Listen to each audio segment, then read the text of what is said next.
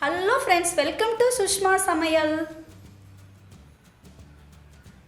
இப்போ ஒரு குக்கர் வச்சுக்கோங்க. அதில் 3/4 கப் அளவுக்கு தண்ணி சேர்த்துட்டு கூடவே 4 பச்சை மிளகாய், 1/2 டீஸ்பூன் அளவுக்கு மஞ்சள் தூள், 1/4 டீஸ்பூன் சீரகம், 10 சின்ன வெங்காயம் சேர்த்துக்கோங்க, ஒரு தக்காளி பழம் சேர்த்துக்கோங்க,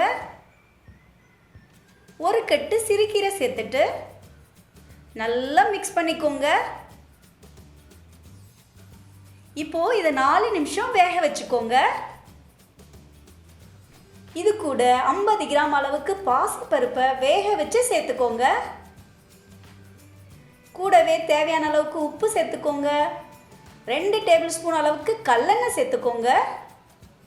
எல்லாத்தையும் நல்லா மிக்ஸ் பண்ணிக்கோங்க. இப்போது இதை 2 நிமிஷம் வேக வச்சுக்கோங்க.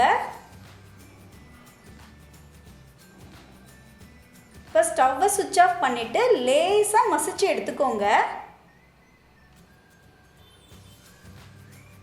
இந்த சிறுகீரை கூட்டு கூட 1 டீஸ்பூன் நெய் சேர்த்துக்கோங்க. நல்லா மிக்ஸ் பண்ணிவிட்டு சாதத்தோடு சேர்த்து சாப்பிட்டிங்கன்னா சூப்பராக இருக்குங்க.